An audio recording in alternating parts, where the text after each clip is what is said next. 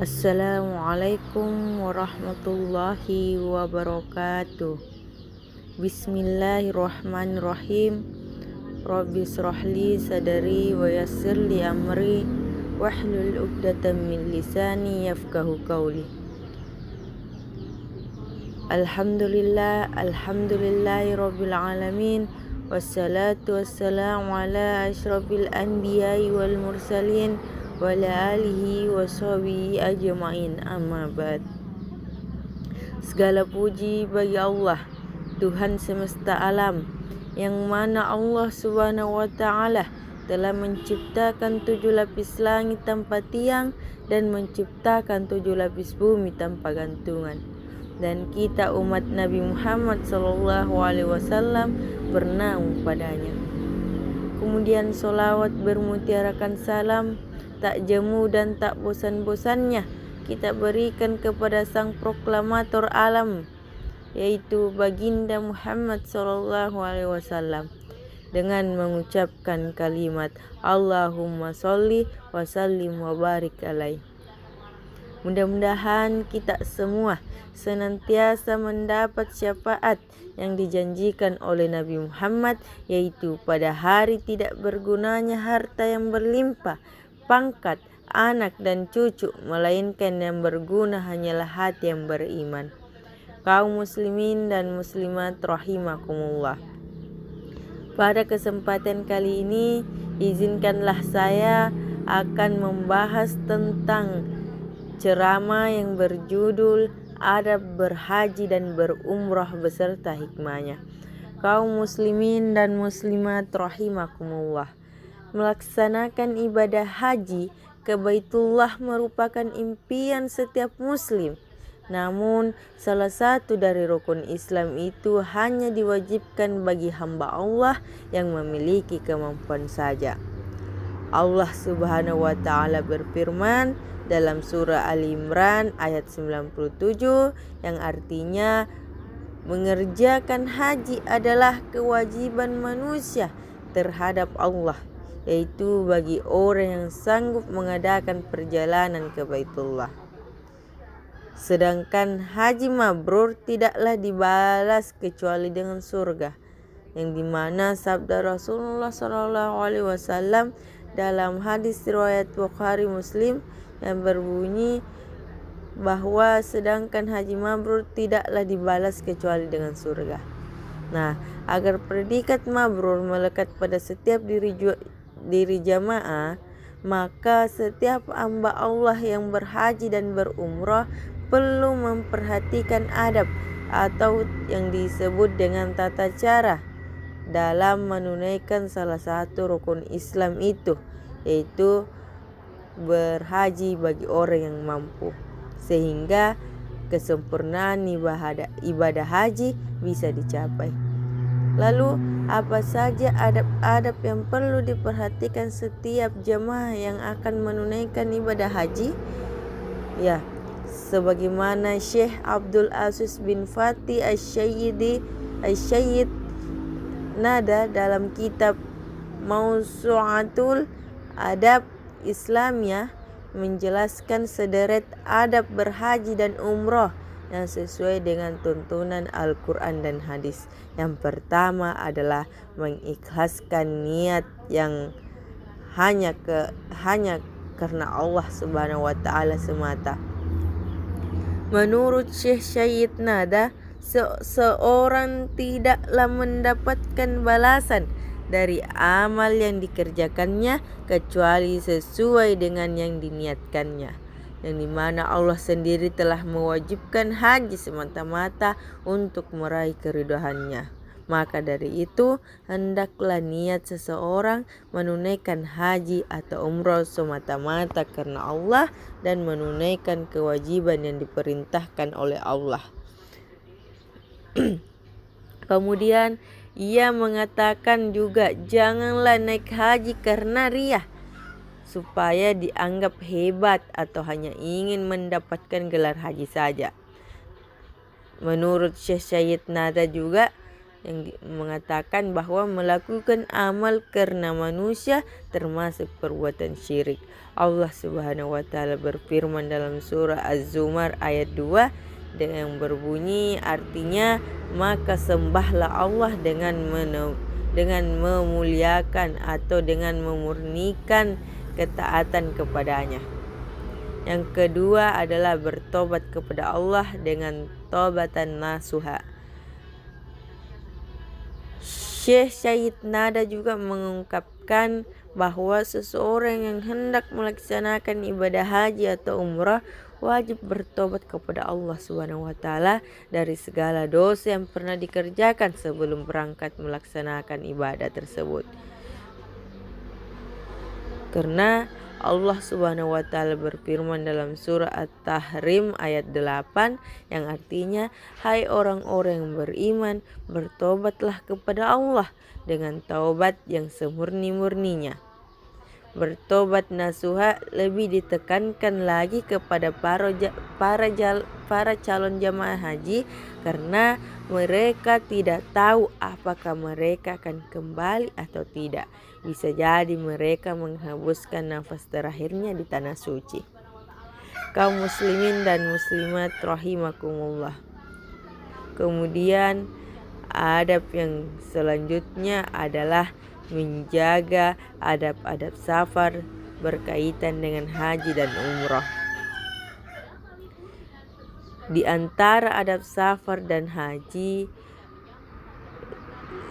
di antara adab safar dalam haji dan umrah adalah melakukan sholat istikharah untuk memilih waktu keberangkatan, sarana transportasi, kawan perjalanan, dan waktu keberangkatan.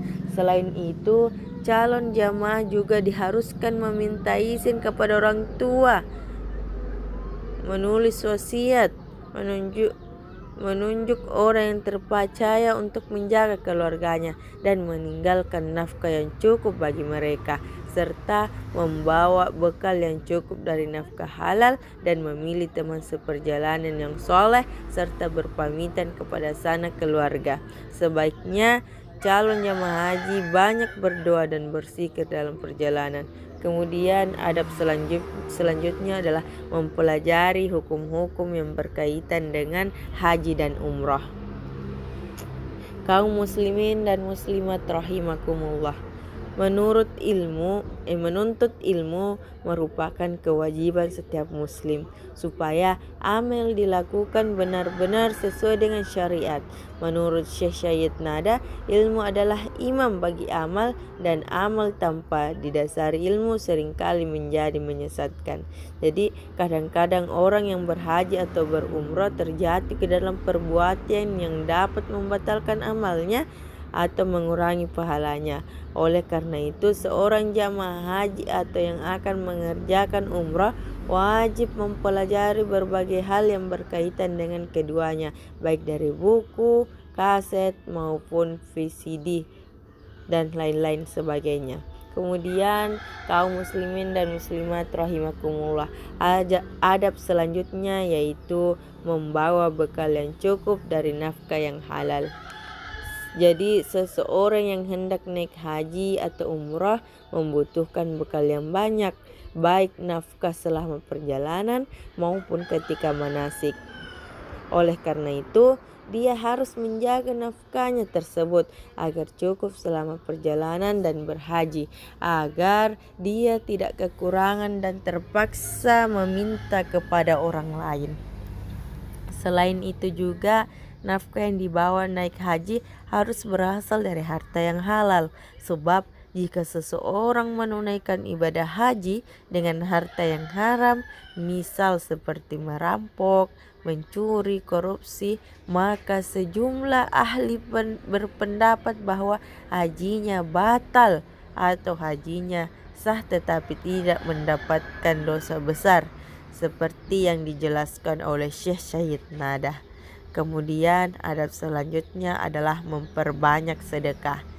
Syekh Syed Nada juga menjelaskan bahwa sedekah merupakan amal yang sangat dicintai Allah Subhanahu wa taala, yang mana dapat mendatangkan keridhaannya dan mencegah kemarahannya. Jadi selama mengerjakan haji dan umrah, seseorang akan banyak menjumpai peminta-minta dan orang yang membutuhkan bantuan. Maka dari itu selayaknya jamaah haji memperbanyak sedekah sesuai dengan kemampuannya untuk mendapat pahala. Adab selanjutnya yaitu banyak memberikan nafkah kepada teman seperjalanan. Jadi di dalam memberikan nafkah kepada teman seperjalanan terdapat pahala yang besar dari Allah Subhanahu wa taala. Di samping itu juga akan menciptakan perasaan gembira dan kasih sayang di antara mereka. Maka seharusnya dia meniatkannya untuk mendekatkan diri kepada Allah, bukan untuk pamer atau untuk semacam riya. Kemudian di sini juga kita harus bertakwa kepada Allah Subhanahu wa taala, yang berarti mentaati apa yang Dia perintahkan dan menjauhi apa yang Dia larang dalam segala urusan dan pada setiap waktu. Jadi hendaknya jamaah haji selalu maraqabah atau merasa diawasi oleh Allah Subhanahu wa taala serta menjauhi segala perkara yang mendatangkan kemurkaan Allah Subhanahu wa taala dalam hatinya. Seharusnya juga selalu mengharapkan rahmatnya dan takut kepada kemurkaannya. Kaum muslimin dan muslimat rahimakumullah. Selain itu, ketika kita beribadah pasti ada saja hikmah di balik ibadah kita, khususnya dalam berhaji dan berumrah. Hikmah haji dan umroh ini merupakan dampak langsung yang timbul pada diri manusia setelah memenuhi panggilan Allah Subhanahu wa taala untuk melaksanakan kedua ibadah penting tersebut. Allah Subhanahu wa taala menjanjikan bahwa orang yang mengerjakan haji dan umroh akan mendapatkan banyak hikmah dan manfaat.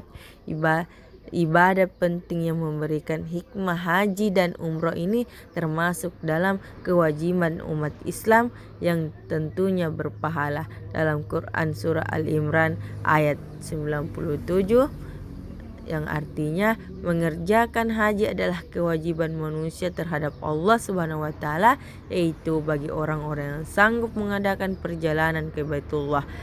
Barang siapa yang mengingkari kewajiban haji, maka sesungguhnya Allah Maha Kaya dari alam semesta. Jadi balik itu semua, hikmah haji dan umrah juga menunjukkan peningkatan kepercayaan pada perdamaian, kesetaraan, serta keharmonisan antar pemeluk agama yang berbeda. Adapun hikmah daripada berhaji dan berumrah yaitu 1. Diganjarkan surga, 2. Menjawab panggilan Allah Subhanahu wa taala, 3. Menghapus dosa, 4. Mendapat pahala yang besar, 5. Menguatkan iman, 6. Amalan yang paling baik, 7. Mendapat tarbiyah langsung dari Allah Subhanahu wa taala, dan yang terakhir syiar perpaduan umat Islam. Nah, itulah 8 poin mengenai hikmah haji dan umrah yang menyejukkan hati dan jiwa agar kita semua semakin tenang dalam menjalankan ibadah haji dan umrah. Mungkin cukup sekian dari ceramah saya, kurang dan lebihnya mohon dimaafkan. Allahul muwaffiq ila aqwamit thoriq. Assalamualaikum warahmatullahi wabarakatuh.